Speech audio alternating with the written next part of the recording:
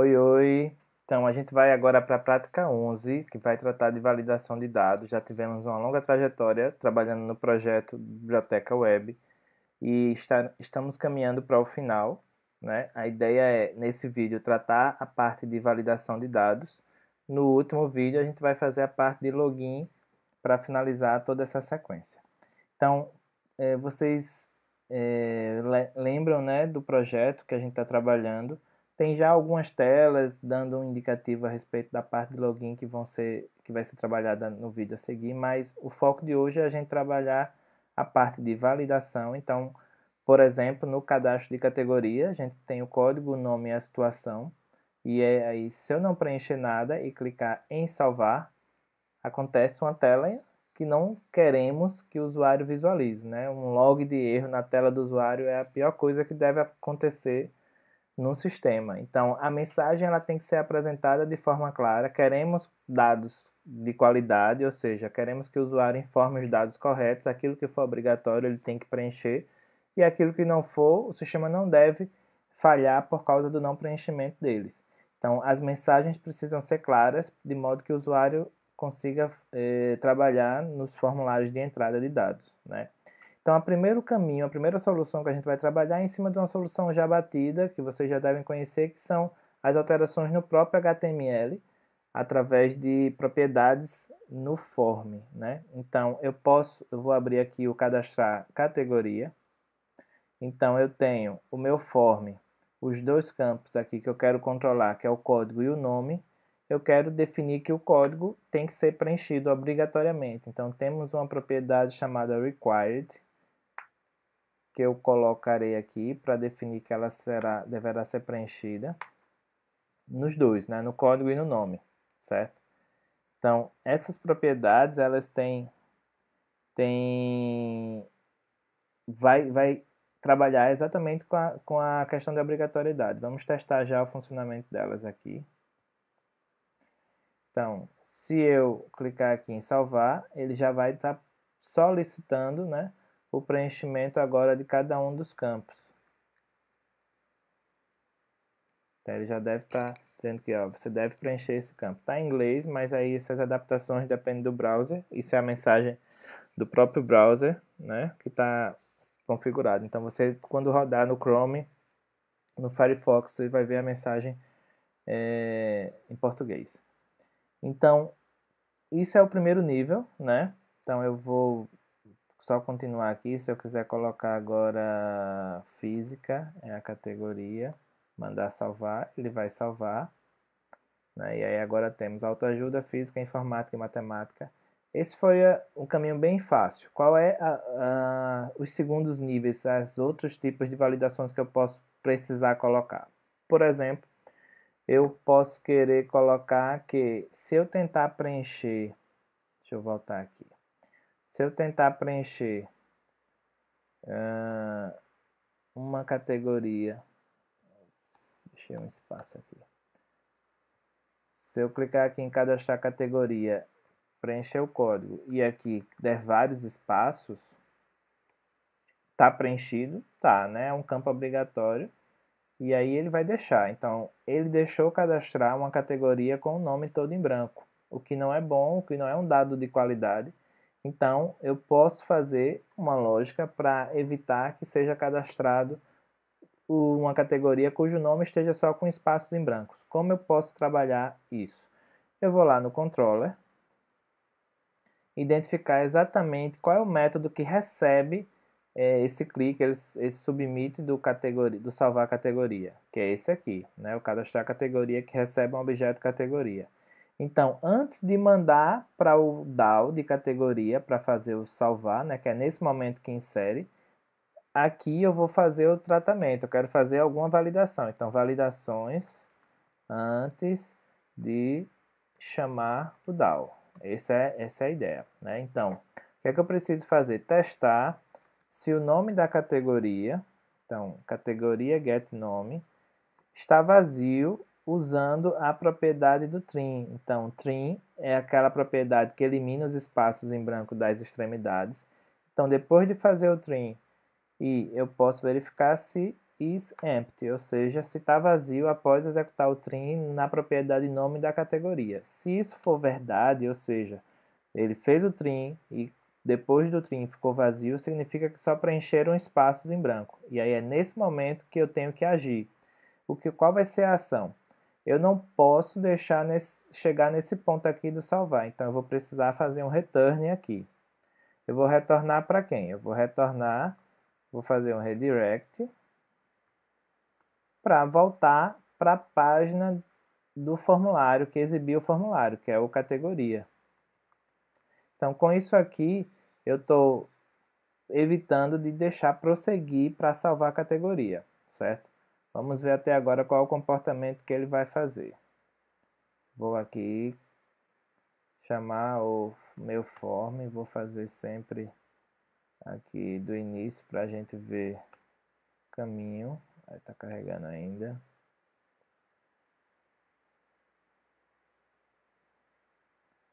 Ok. Cadastrar a categoria, né? Código tal. E enchi de espaços. Ele não prosseguiu, ou seja, ele voltou para a mesma tela de cadastro, mas não deu nenhuma mensagem. O ideal era também acrescentar uma mensagem dizendo, ó, você preencheu tudo em branco, então você deve preencher um nome válido, alguma coisa assim, né? Então, onde é o local de enviar essa mensagem? A gente vai ver agora uma forma de enviar mensagem. Então, uma propriedade, ou na verdade uma variável que a gente não conhece até agora é o redirect attribute. Eu vou chamar ele aqui de RA. É uma versão do model, é um dos meios de você também enviar dados para uma view.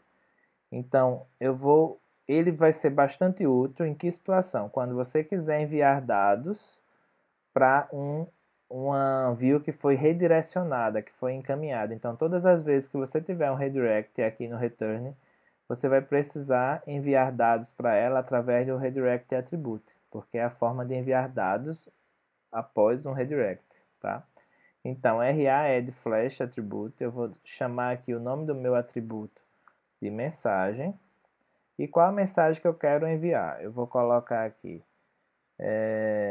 preencha o nome da categoria, certo? Então, essa mensagem, esse texto aqui vai no atributo mensagem para chegar lá na view. Então, eu quero colocar em algum local na minha view essa mensagem, que já está aqui, certo?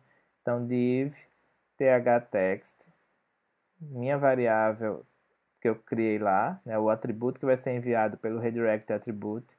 Só coloquei aqui uma corzinha para dar um diferencial, mas isso aqui é só um detalhe. Vocês vão brincar aí com Bootstrap, Materialize ou qualquer outro framework aí que vai ajudar vocês a fazerem front.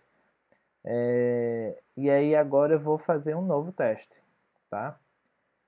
Digito aqui o código, coloco vários espaços, mando salvar.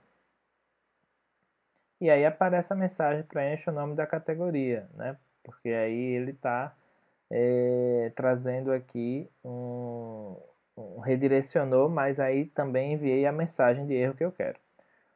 Então, até aí ok, né? Qual é o próximo nível que eu quero? Tá, eu consegui validar a questão dos espaços em branco. Vou criar mais um exemplo de validação para a gente trabalhar, que seria se eu quiser cadastrar agora física, tá? E aí eu acho que vocês lembram que eu já tinha cadastrado física. Então ficaram duas categorias com o nome física. Qual é um outro nível de validação que eu posso criar? Eu vou criar validações próprias do contexto, do serviço, né, que são as chamadas algumas regras de negócio para essa situação. Então, eu quero evitar que sejam cadastradas categorias com o mesmo nome. Então, eu posso fazer isso de que forma?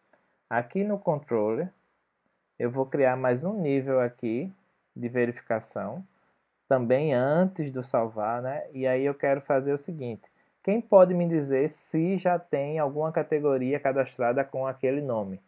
Tem que ser através do DAO. Então, dis.categoria DAO, ponto. E aí eu vejo aqui que tem o exist, que pode me ajudar. Então, o exist ele vai retornar true ou false de acordo com algum critério de pesquisa. Tá? Ele tem o exist by ID, mas o que eu quero seria verificar se existe pelo nome. Então, o Spring JPA, né, o Spring Data JPA, tem um mecanismo bem interessante de você construir o nome dos métodos de acordo com a sua necessidade. Então, eu vou formar aqui exist by nome, passando categoria get nome. Então, eu tenho que passar o nome da categoria para esse método, para ele me retornar se é true ou false. Ou seja, a ideia desse método é, olhe, DAO, existe categoria com o nome que eu vou passar? Então, a ideia disso aqui é dele retornar verdadeiro ou falso. Vocês estão vendo que ele está aqui com a linhazinha sublinhada vermelha, significa que ele está reclamando de erros, né? Então ele está dizendo aqui que, obviamente, o método existByNome, recebendo uma string, ele não existe, ele não está definido lá no categoria DAO. Então eu fiz isso, o caminho estava esperado, né, de fato ocorrer isso, porque eu não tenho esse método ainda. E aí eu vou provocar aqui a criação dele, ó, create método existByNome, recebendo uma string lá em categoria DAO. Eu quero isso, eu quero que ele crie. Então, cliquei lá, ele criou aqui em categoria DAO um boolean, um método que retorna boolean existByNome, recebendo um string nome. Então, eu posso criar aqui vários métodos. Então, a gente viu até agora que essa interface categoria DAO, eu vou herdar de JPA Repository e não estava fazendo nada, não estava criando nada nessa interface. Então, qual é o caminho, os próximos passos de atualizações e melhorias nessa interface? É criar seus próprios métodos de consulta ou de deleção ou de inserções. Então, normalmente a gente vai criar vários métodos de busca, né, para os objetos que a gente tem, para as entidades que a gente tem. Então, por exemplo, aqui eu estou definindo já, né, o existByNome, recebendo o nome, mas, por exemplo, se eu quisesse trazer todos as categorias, né? Então, list, categoria, find, by, nome, contain. Então, isso aqui é uma outra forma, né? Mais um método que eu estou criando.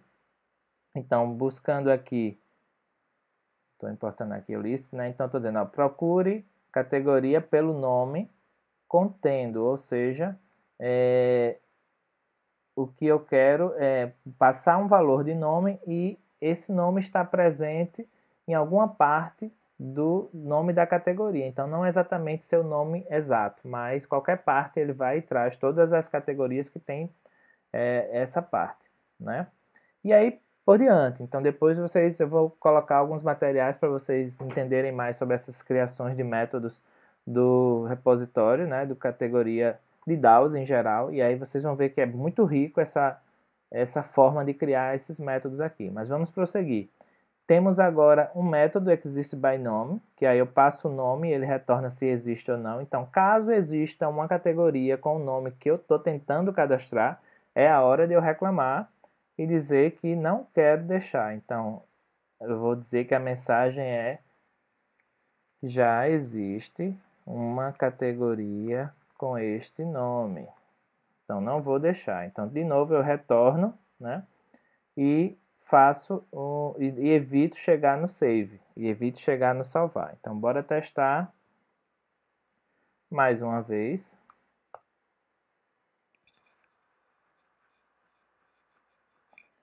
Vou aqui tentar cadastrar física. E aí ele diz, já existe uma categoria com este nome. Vocês devem ter notado que todas as vezes que está dando essa mensagem aqui, está apagando o form, né? Uma das melhorias desse processo aqui também é dar a mensagem e permanecer com os dados que eu acabei de preencher. Porque imagine se for um formulário grande e eu estou criticando um único campo, o usuário vai esperar que eu apenas dê a oportunidade dele editar aquele campo e tentar salvar de novo. Então, como é que eu faço isso? Aqui no controller, eu estou retornando, veja, quando eu faço o redirect, dos dois casos aqui, eu estou mandando de volta apenas a mensagem. Então, por exemplo, eu poderia fazer o seguinte, RA de flash attribute, e aí eu retornar o objeto categoria de volta. Então, o objeto categoria, que é onde está o nome, o código e a situação, eu quero mandar de volta também, porque aí dá a oportunidade do usuário fazer edição em algum campos, né? Em algum dos campos. Então, vamos lá, login, cadastrar categoria, vou aqui, física, né? Mando salvar, e aí agora ele diz, já existe uma categoria com este nome, então eu vou botar agora, não quero mais física, eu quero biologia. E mando salvar. Então agora a gente tem, certo? Vou excluir a física aqui para não ficar repetido. Vou excluir este outro aqui que estava vazio. E temos agora nosso controle de validação. Existem diversas formas de fazer validação, certo? Então essa é uma forma que eu escolhi para a gente focar em entender uma boa prática, né, simples, mas tem um outro caminho que seria usando o Beam Validation, que eu vou deixar um material de apoio para vocês lerem. É também bem interessante, mas requer algumas outras configurações, mas também não é nada de outro mundo, certo? Então, validações, usem de verdade, certo? Façam os formulários, todos os formulários que vocês fizerem, incluam validações, porque o usuário não pode receber mensagens que não sejam mensagens direcionadas sobre o que é que ele deve fazer para contornar ou para sair daquele erro, certo? Beleza? Então, finalizando por aqui, nos vemos no próximo vídeo.